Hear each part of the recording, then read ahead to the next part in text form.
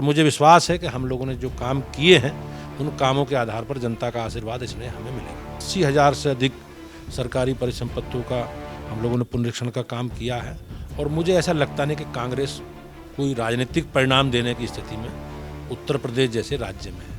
हमारे साथ हैं उत्तर प्रदेश सरकार के कैबिनेट मिनिस्टर भूपेंद्र चौधरी।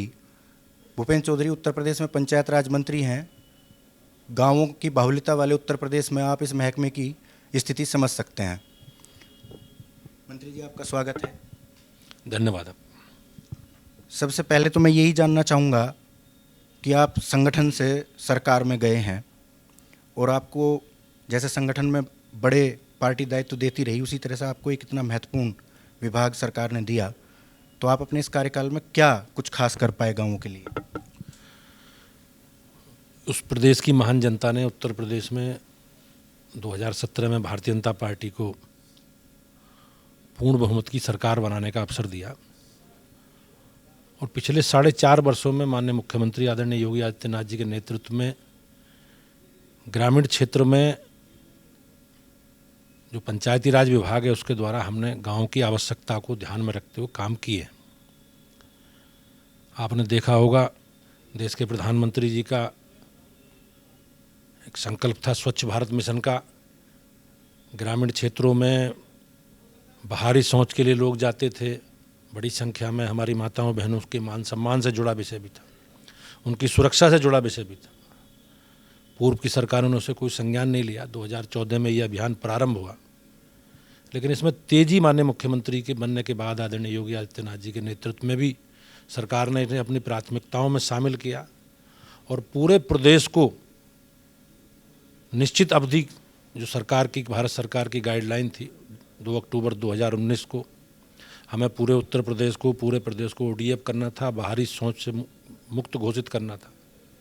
लेकिन जहां 2014 से 17 तक बहुत कम काम प्रारंभ हुआ, सरकार ने इसे प्राथमिकता में लेकर 2 वर्षों में माननीय मुख्यमंत्री जी के नेतृत्व में हमने 2 करोड़ से अधिक व्यक्तिगत शौचालय बनवाए।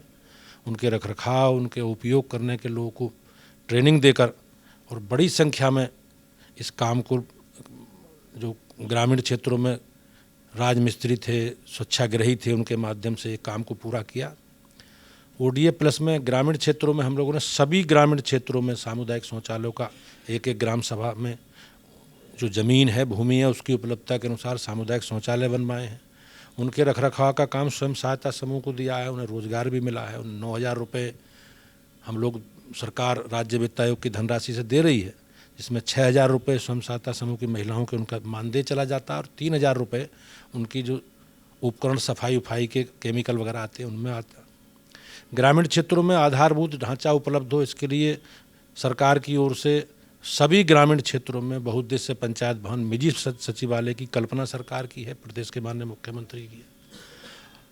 29 विभागों को ग्राम पंचायत संचालित करती हैं, लेकिन हमारे पास बैठने के लिए कोई उपयोगी भवन नहीं था।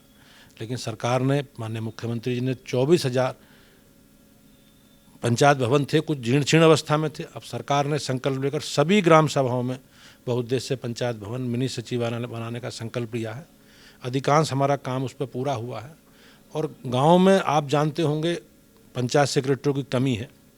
58,000 ग्राम सभाओं में लगभग 12,000 पंचायत सचिव हैं। एक पंचायत सचिव पे 4-4, 5-5, 6-6 गाँवों का गाँव। तो उसके लिए हम लोगों ने पंचायत सहायक की भी भर्ती एक पारदर्शी व्यवस्था के तहत 58,000 से अधिक ग्राम सभाओं में भर्ती की है, जिससे कार्यालय हमारे संचालित हो सकें और जो भी लोग कर्मचारी हैं गांव के विकास से जुड़े, जिनका योगदान रहता है, वो सब लोग नियमित रूप से अपने गांव में रोस्टर के अनुसार गांव में आएँ, उनकी समस्या सुने और गांव के जो हमारी आवश्यकताएं हैं, एक जो कॉमन सर्विस सेंटर टाइप है, उसको भी विकसित करने का काम पंचायत भवन को हम लोग कर रहे हैं। ऑपरेशन कायाकल्प के तहत सभी सरकारी परम संपत्तियों के उनके जीर्णोद्धार का काम, चाहे आंगनवाड़ी केंद्र हों, चाहे प्राइमरी स्कूल हों, उनके लिए भी हम लोगों ने काम किया। 80,000 से अधिक सरकारी परिसंपत्तियों का हम लोगों ने पुनरीक्षण का काम किया है और ग्रामीण क्षेत्रों में आपने देखा होगा स्वच्छ पेयजल, इको फ्रेंडली शौचालय, विद्यालय, प्राइमरी स्कूलों में, जूनियर हाई स्कूलों में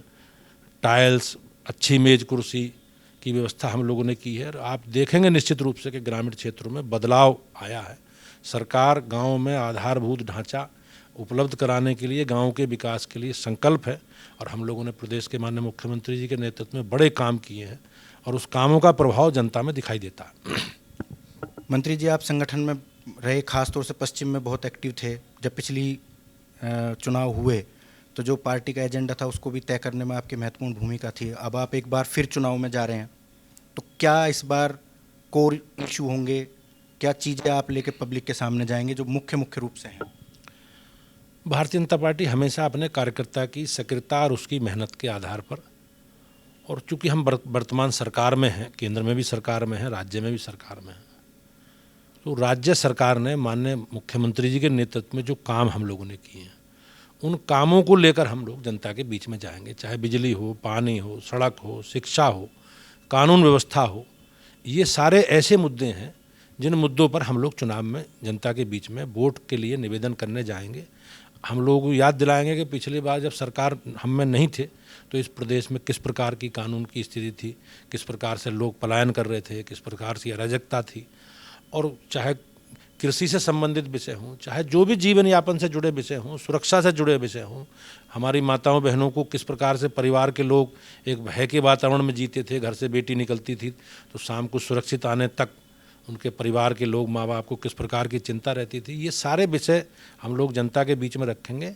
और प्रदेश के माननीय मुख्यमंत्री ने जो काम उनके नेतृत्व में हम लोगों ने किए हैं वो जनता के बीच में हम लोग रह जाएंगे।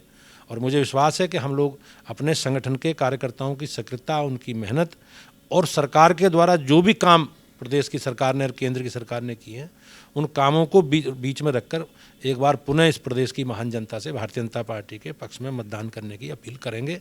और मुझे विश्वास है कि हम लोगों ने जो काम किए हैं उन कामों के आधार पर जनता का आशीर्वाद इसने हमें मिलेगा। अब मेरे 2 सवाल हैं जो थोड़े पॉलिटिकल हैं। पहला तो ये, आप मुरादाबाद के हैं, मैं आपकी बहू ही कहूँगा प्रियंका गांधी को, वो कांग्रेस को अब लीड कर रही हैं उत्तर प्रदेश में, तो आप क्या संभावनाएं देखते हैं?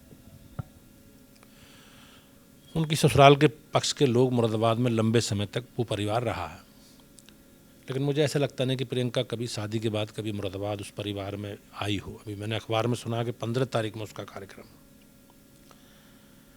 कांग्रेस सामान्यतः मृत प्राय की स्थिति में है